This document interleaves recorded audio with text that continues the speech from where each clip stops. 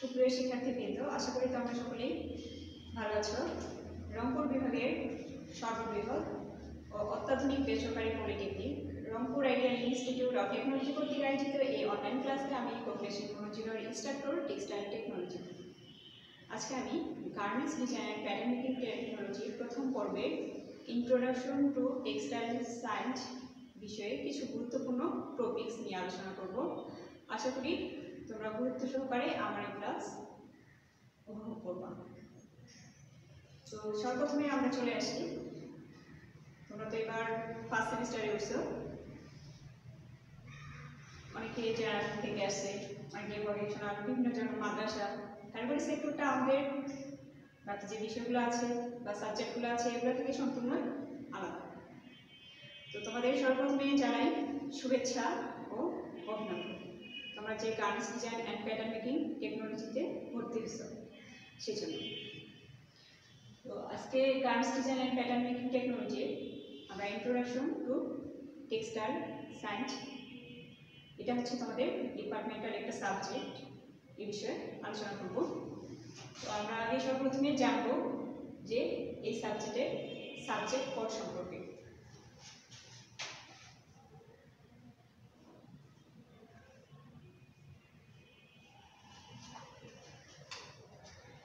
Introduction to textile science যে সাবজেক্টটা আছে, এই সাবজেক্টের সাবজেক্ট কোড হচ্ছে 4911।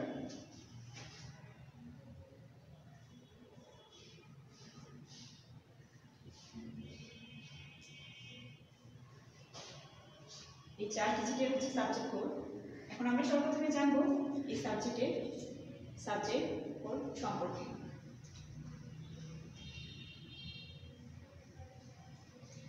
এখানে যে দেওয়া আছে সর্বপ্রথমে 49, এটা দ্বারা বোঝায় garments design and pattern making technology code.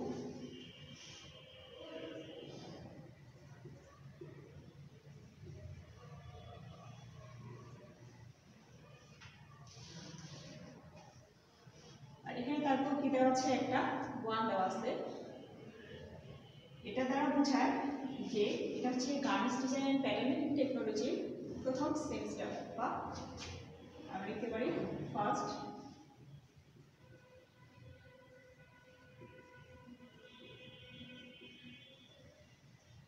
Semester. তারপরে এখানে আরেকটা 1 দেওয়া আছে। এই 1 দ্বারা আমরা বুঝবো যে এটা হচ্ছে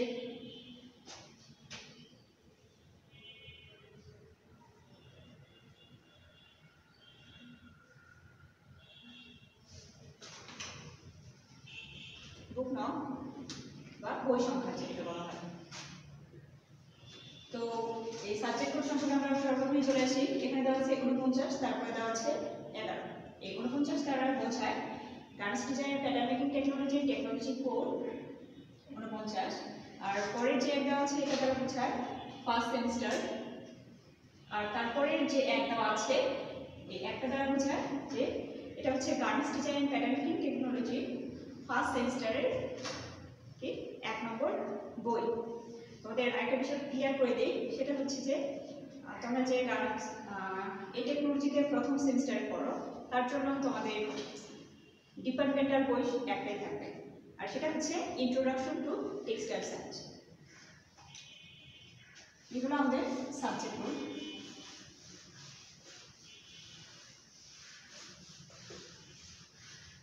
তারপরে আমরা এখন চলে আসবো টিপিসি সম্পর্কে।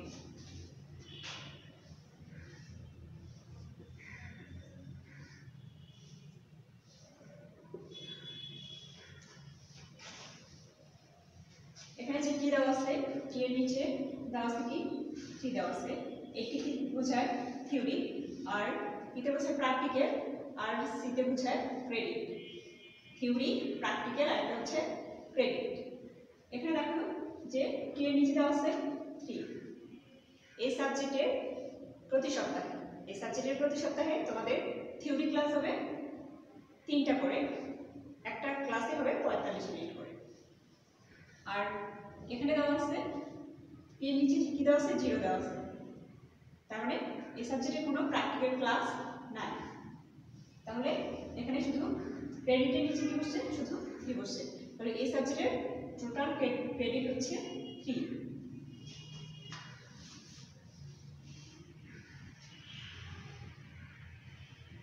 এখন আমরা জানবো যে 1 ক্রেডিট সমান হচ্ছে 50 মার্ক। তাহলে আমাদের টোটাল ক্রেডিট হচ্ছে 3।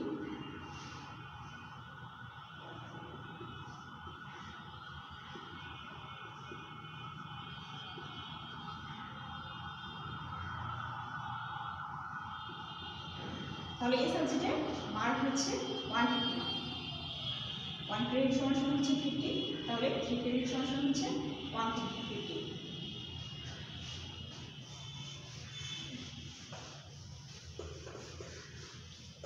এখন আমরা চলে আসি এটা মান বন্টন সম্পর্কে। এই যে 150 মার্ক আছে, এই 150 মার্কটা কিভাবে বন্টন করা হয়।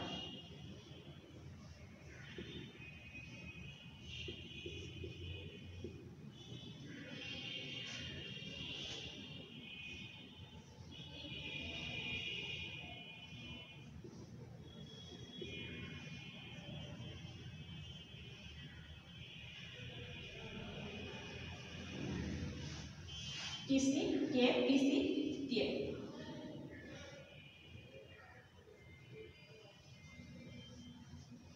টিসি আমাদের হবে 30 মার্ক, আর থিওরি ফাইনাল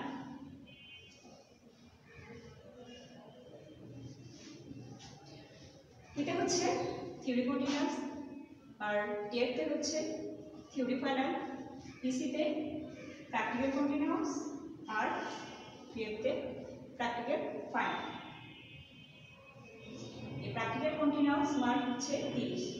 এই 30 মার্কটা আসলে তোমাদের বিভিন্ন ধরনের ক্লাস টেস্ট, কুইজ টেস্ট, হাজিরা, আচরণ ইত্যাদির উপর এই নম্বরটা দেওয়া হবে। আর কেউ হচ্ছে তোমরা বলছো 6 মাস অন্তর তোমাদের একটা করে সেমিস্টার, সেটা তোমরা জানো। আর এই 6 মাস একটা সেমিস্টারের যে 6 মাস থাকে, এই 6 মাসে একটা করে সমাপনী পরীক্ষা হয়। এই সমাপনী পরীক্ষায় যে একটা যে সমাপনী পরীক্ষা হবে, এই সমাপনী পরীক্ষা যে তোমাদের বোর্ড থেকে কোশ্চেন করা হবে, সেই কোশ্চেন মার্ক থাকবে 120 মার্ক। এই হচ্ছে আমাদের 150 মার্ক। আর এখানে প্র্যাকটিক্যালের নিচে প্র্যাকটিক্যাল কন্টিনিউয়াসের নিচে 0, আর প্র্যাকটিক্যাল ফাইনালের নিচে কি দেওয়া আছে, 0 দেওয়া আছে। তাহলে যেহেতু এই সাবজেক্টে আমাদের কোনো প্র্যাকটিক্যাল নাই, সেহেতু এখানে কি দেওয়া আছে, টিসি 0 আর টিএফ 0। এই হচ্ছে আমাদের 150 মার্ক।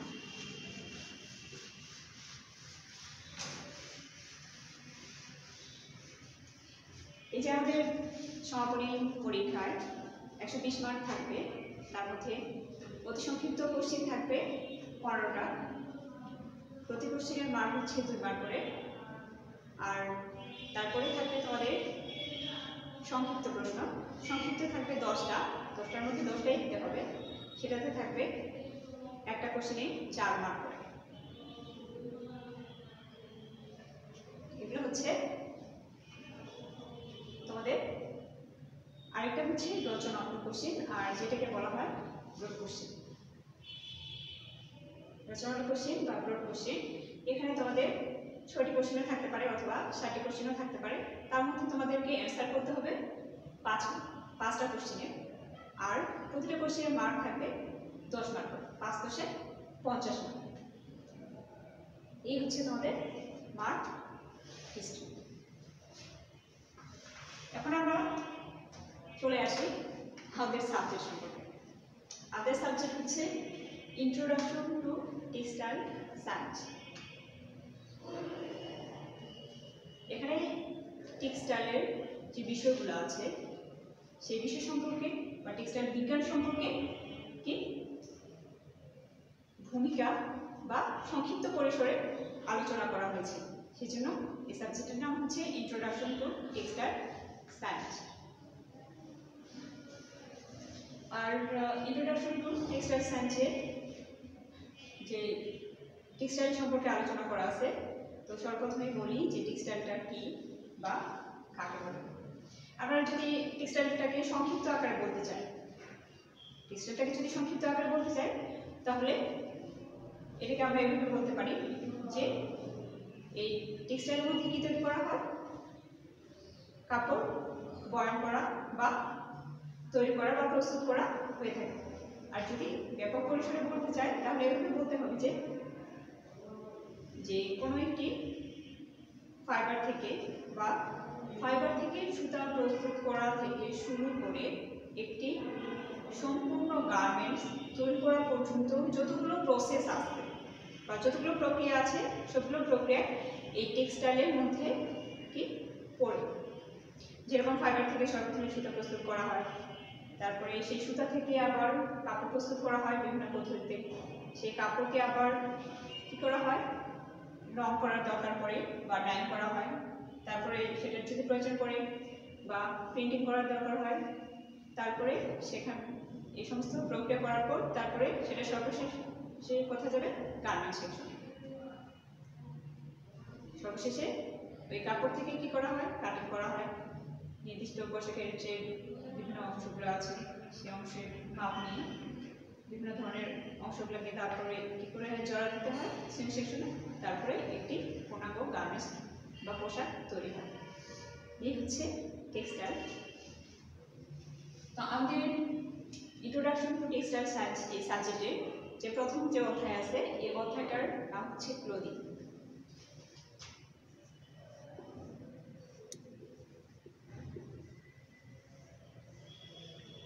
আজকে আমরা এই ক্লোদিং অধ্যায় নিয়ে আলোচনা করব কিছু গুরুত্বপূর্ণ জিনিস। তোমরা আমার সাথে থেকো। তো সর্বপ্রথমে জানতে হবে যে ক্লোথ অর্থ হচ্ছে কাপড়। ক্লোথ অর্থ কি? ক্লোথ অর্থ হচ্ছে কাপড়, আর ক্লোদিং অর্থ হচ্ছে পোশাক প্রস্তুত করা। ক্লোথ অর্থ হচ্ছে কাপড় আর ক্লোদিং অর্থ হচ্ছে পোশাক প্রস্তুত করা বা গার্মেন্টস তৈরি করা।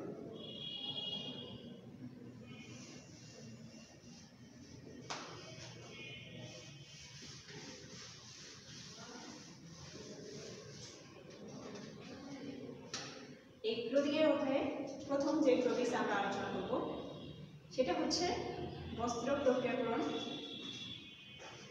বস্ত্র প্রক্রিয়াকরণের ধাপগুলো কত প্রকার ও কি কি আলোচনা করব।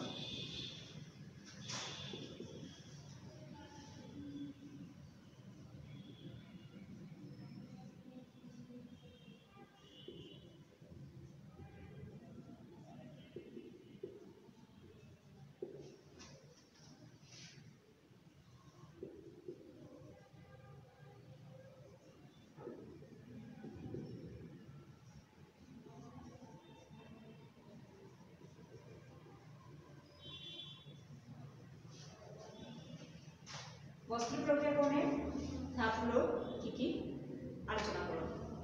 তাহলে সর্বপ্রথমে আমাদের জানতে হবে যে বস্ত্র যে আছে এই বস্ত্রটা কি। তো আমরা সর্বপ্রথমে জানব যে বস্ত্র কাকে বলে। যে প্রক্রিয়ার সাহায্যে দুই সারি সুতা পরস্পর সমকোণে বন্ধনীর মাধ্যমে অথবা সুতার সাহায্যে লম্বালম্বি বা আড়াআড়ি ভাবে লুপ তৈরির মাধ্যমে অথবা বিভিন্ন প্রকার ফাইবার যে রয়েছে এই ফাইবারগুলোকে আঠালো জাতীয় পদার্থের সাহায্যে স্তরে স্তরে জমাট বাঁধিয়ে মানুষের পরিধেয় ও ব্যবহার উপযোগী যে দ্রব্য বা বস্তু তৈরি করা হয় তাকে কি বলা হয়, বস্ত্র বলা হয়। আর আমরা এখন যে প্রশ্নটা করবো সেটা হচ্ছে বস্ত্র প্রক্রিয়াকরণের ধাপগুলো আলোচনা করব। এই বস্ত্রটা কিভাবে বিভিন্ন ধাপে ধাপে উৎপন্ন করা হয় সেই বিষয়ে আমরা এখন বিস্তারিত জানব।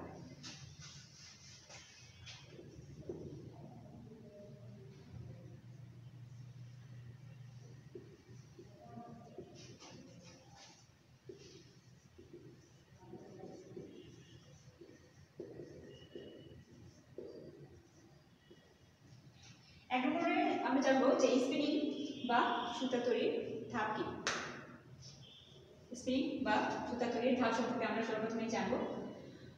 তার আগে সর্বপ্রথমে জানতে হবে তাহলে যে স্পিনিংটা কি যেহেতু আমরা এই প্রক্রিয়ার মাধ্যমে কি তৈরি করে থাকবো, বিভিন্ন প্রকারের আঁশ দ্বারা সুতা প্রস্তুত করে থাকবো।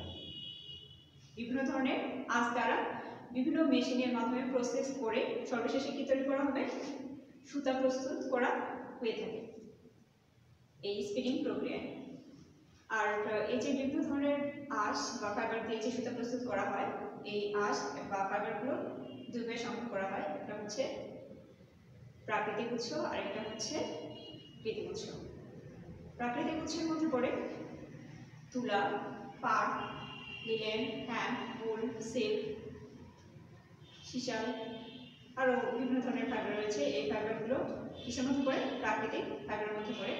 আর কিছু কিছু কি রয়েছে, কৃত্রিম ফাইবার রয়েছে, যেরকম নাইলন, পলিয়েস্টার, অ্যাক্রাইলিক, এই সমস্ত ফাইবারগুলো কি করা হয়, বিভিন্ন ধরনের নন সেলুলোজিক পদার্থ দ্বারা রাসায়নিক বিক্রিয়ার মাধ্যমে ক্রিয়া বিক্রিয়া ঘটিয়ে এই কৃত্রিম ফাইবারটা প্রস্তুত করা হয়ে থাকে।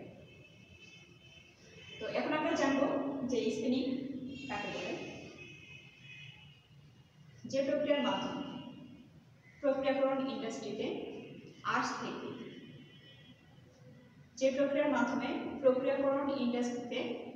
থেকে বিভিন্ন প্রক্রিয়ার মাধ্যমে টুইস্ট প্রদান করে সর্বশেষ পাকানোর উপযোগী ন্যূনতম শক্তি সম্পন্ন সুতা প্রস্তুত করা হয়, এই প্রক্রিয়াটাকে বলা হয় স্পিনিং।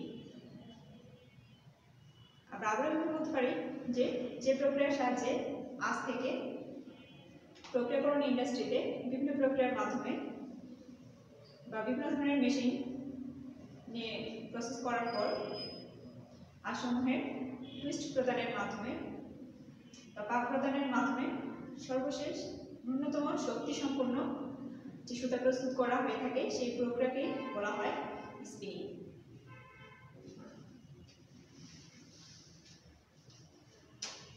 এখন আমরা 2 নম্বর ধাপে চলে আসি। 2 নম্বর ধাপ হচ্ছে উইভিং।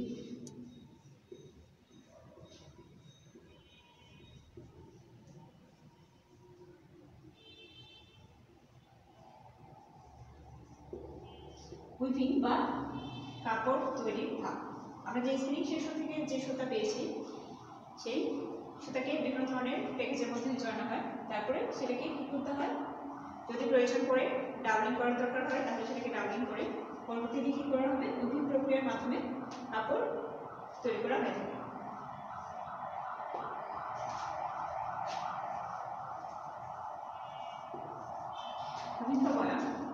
তো এখন আমরা চলে আসি উইভিংটা কি বা কাকে বলে। এই পদ্ধতিতে কি করা হয়, তাপ নামক যন্ত্রের সাহায্যে 2 সারি সুতা, 1 সারি টানা সুতা এবং 1 সারি কড়া সুতা পরস্পর সমকোণে বন্ধনীর মাধ্যমে মানুষের পরিধেয় ও ব্যবহার উপযোগী যে দ্রব্য বা বস্তু তৈরি করে থাকে, সেই প্রক্রিয়াটাকেই বলা হয় উইভিং বা বয়ন। আমরা এটাকে কাপড় বলতে পারি।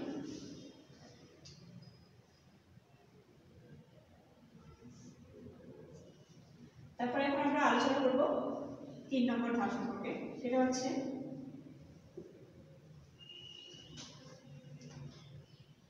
রং করানো ছাপার ধাপ।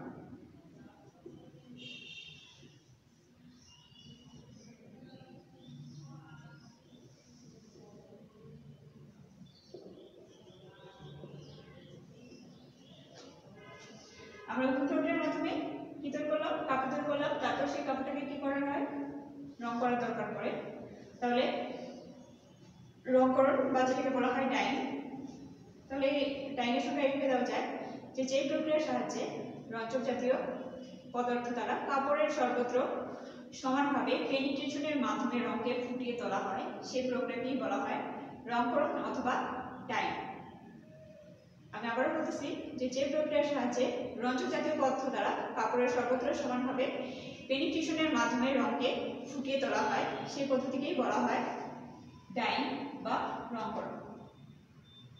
এই রং কাপড়ের মধ্যে যে রংকরণ করা হয়, এই রংকরণ করতে গেলে বা কাপড়কে রংকরণ করতে গেলে কি লাগবে, একটি নির্দিষ্ট রং বা ডাইয়ের প্রয়োজন হয়ে থাকে। এই রং বা কালারটাকে আবার কি বলা হয়ে থাকে?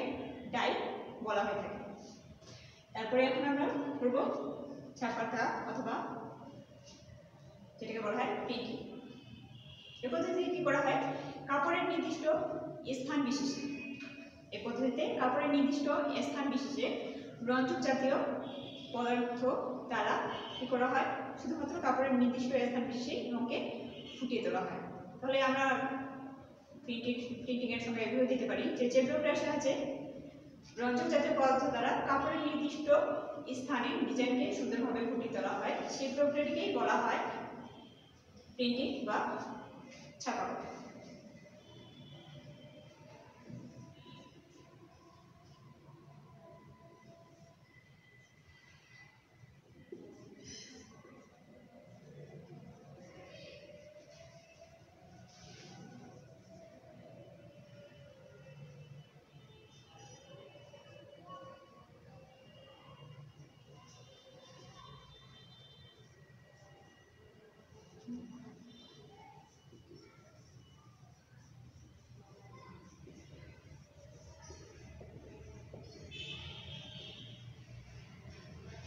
এখন আমরা 4 নম্বর ধাপ সম্পর্কে আলোচনা করব, সেটা হচ্ছে ক্লোদিং বা পোশাক তৈরির ধাপ।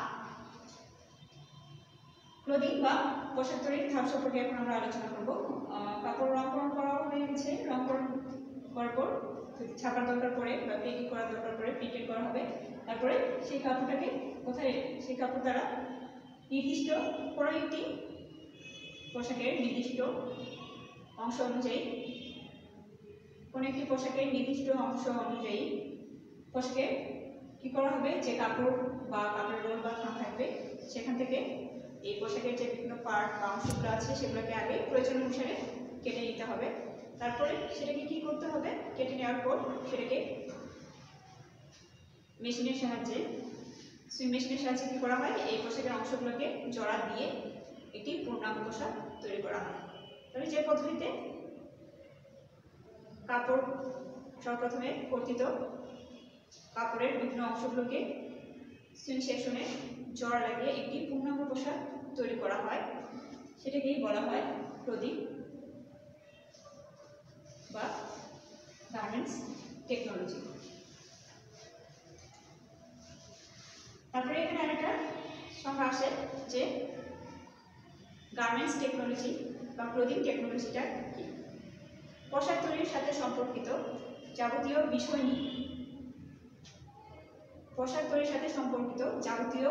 বিষয় নিয়ে যে টেকনোলজিতে আলোচনা করা হয় সেই টেকনোলজিকে বলা হয় গার্মেন্টস টেকনোলজি। এটা অতি সংক্ষিপ্ত হিসেবে আসছে।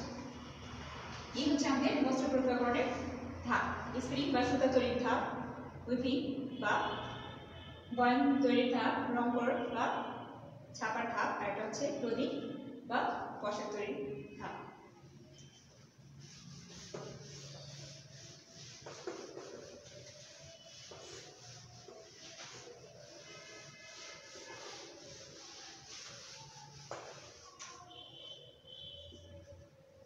এখন আমরা আলোচনা করব টেক্সটাইল ফাইবারের শ্রেণীগুলো সম্পর্কে।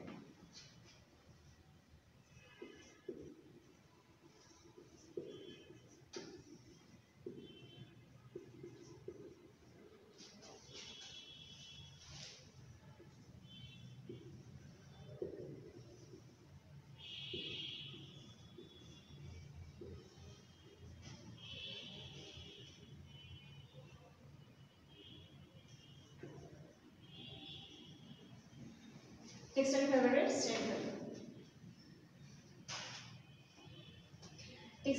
শ্রেণীভাগ। সর্বপ্রথমে জানতে হবে যে টেক্সটাইল ফাইবারটা কি। যে সমস্ত ফাইবারের মধ্যে সুতা তৈরির প্রয়োজনীয় গুণাবলী বিদ্যমান থাকে সে সমস্ত ফাইবারকে বলা হয় টেক্সটাইল ফাইবার। যেরকম কোন একটি ফাইবারের যদি টেক্সটাইল ফাইবার হতে হয় তাহলে তার ন্যূনতম দৈর্ঘ্য, শক্তি, সূক্ষ্মতা, পরিপক্কতা, এই সমস্ত গুণাবলী, ঘর্ষণ প্রতিরোধ ক্ষমতা, স্থিতিস্থাপকতা, এই সমস্ত গুণাবলী কি অবশ্যই থাকতে হবে। তাহলে যে সমস্ত ফাইবারের মধ্যে সুতা তৈরির প্রয়োজনীয় গুণাবলী বিদ্যমান থাকে সেই সমস্ত ফাইবারকে বলা হয় টেক্সটাইল ফাইবার। আর এই টেক্সটাইল ফাইবার যে ফাইবারটা রয়েছে এই ফাইবারটা দুই ধরনের উৎস থেকে সংগ্রহ করা হয়, একটা হচ্ছে প্রাকৃতিক উৎস আর একটা হচ্ছে কৃত্রিম উৎস।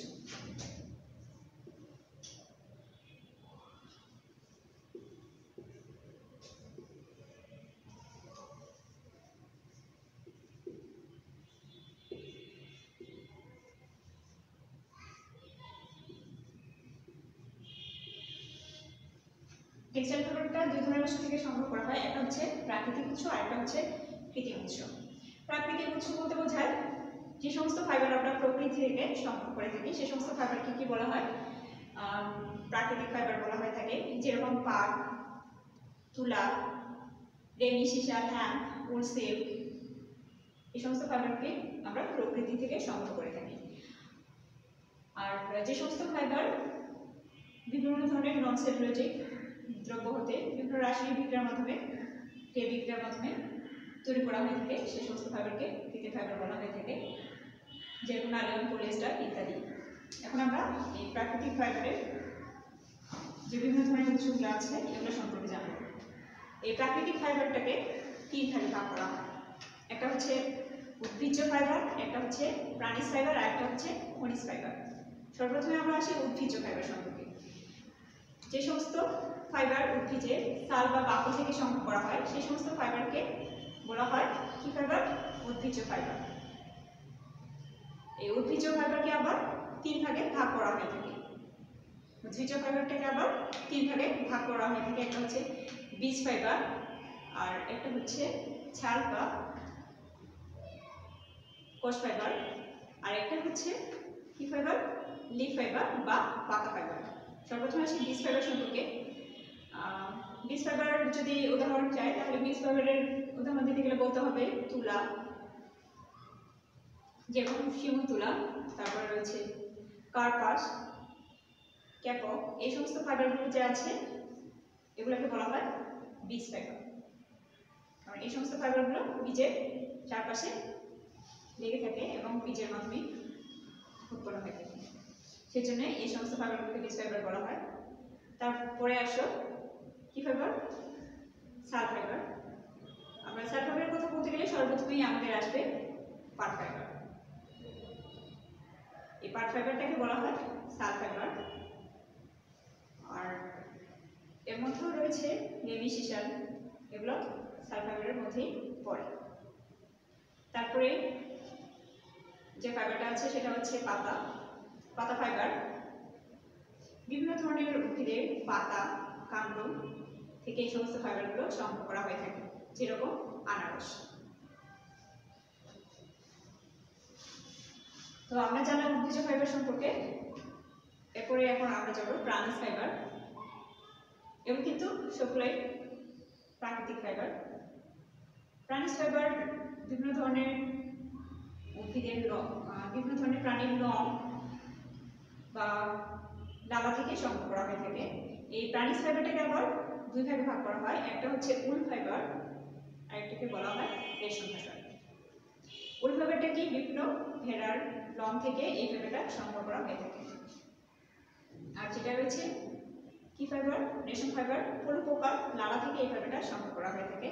আর রয়েছে এখন আমরা আলোচনা করব খনিজ ফাইবার সম্পর্কে। অ্যাসবেস্ট হচ্ছে কি ফাইবার, অ্যাসবেস্ট হচ্ছে খনিজ ফাইবার। এই অ্যাসবেস্ট কঠিন শিলা মাটির নিচে স্তরে স্তরে জমা হয়ে আসে, সৃষ্টি করে থাকে। এখন আমরা আলোচনা করব কৃত্রিম ফাইবার সম্পর্কে।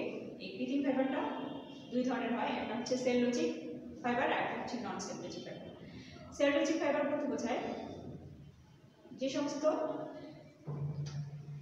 বিভিন্ন ধরনের সেলুলোজিক পদার্থের, আমরা কি আলোচনা করছিলাম সেলুলোজিক ফাইবার সম্পর্কে। বিভিন্ন প্রকার প্রাকৃতিক সেলুলোজিক পদার্থের অবস্থা ও গুণাগুণের পরিবর্তন ঘটিয়ে যে নতুন ফাইবার তৈরি করা হয় সেটাকেই বলা হয় সেলুলোজিক ফাইবার। এই সেলুলোজিক ফাইবার তৈরিতে কি ব্যবহার করা হয়, বাঁশ বা কাঠের গুঁড়া ব্যবহার করা হয়ে থাকে। আবার তুলাসের যে ক্ষুদ্র ক্ষুদ্র অংশ রয়েছে এগুলো এই নন সেলুলোজিক ফাইবার তৈরিতে ব্যবহার করা হয়, যেরকম রেয়ন, এসিডেট, ট্রাই এসিডেট, এই সমস্ত ফাইবারকে বলা হয় সেলুলোজিক ফাইবার। আর এখন আমরা আলোচনা করব কৃত্রিম ফাইবারকে দুইভাবে ভাগ করা হয়েছে, একটা হচ্ছে সেলুলোজিক আর একটা হচ্ছে নন সেলুলোজিক। নন সেলুলোজিক ফাইবারটা হচ্ছে এটা যে সেলুলোজিক পদার্থ নয়। সেলুলোজিক পদার্থ নয়, যেমন carbon, hydrogen, oxygen. Carbon, hydrogen, oxygen ইত্যাদিকে কি করা হয়, বিভিন্ন একসাথে করে বিভিন্ন ক্রিয়া বিক্রিয়ার মাধ্যমে এক সংযোজন করে এক নতুন ফাইবার তৈরি করা হয়। এটাকে বলা হয় নন সেলুলোজিক ফাইবার। যেরকম নাইলন, পলিয়েস্টার, অ্যাক্রাইলিক, স্পান্ডেক্স, এই সমস্ত ফাইবারকে কি বলা হয়ে থাকে, নন সেলুলোজিক ফাইবার বলা হয়ে থাকে। এছাড়াও আরও কয়েক ধরনের কৃত্রিম ফাইবার রয়েছে, যেরকম হচ্ছে মিনারেল ফাইবার, মেটালিক ফাইবার, আর এটা হচ্ছে রাবার। এগুলোই হচ্ছে টেক্সটাইল ফাইবারের শ্রেণী। আশা করি তোমরা সবাই বুঝতে পেরেছো।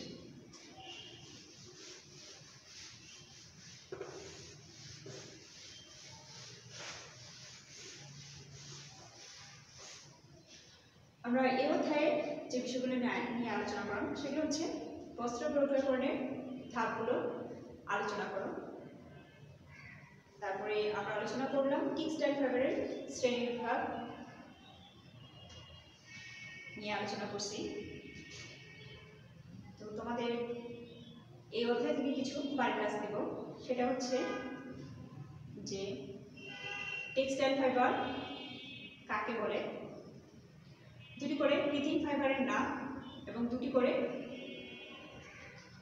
প্রাকৃতিক ফাইবারের নাম লিখো বা উদাহরণ। আর তোমাদেরকে যে টপিকসগুলো বর্ণগুলো এগুলো তোমরা বাড়িতে খুব ভালো করে অধ্যয়ন করবো। তো ঠিক আছে, আজকে আর কথা না বাড়ি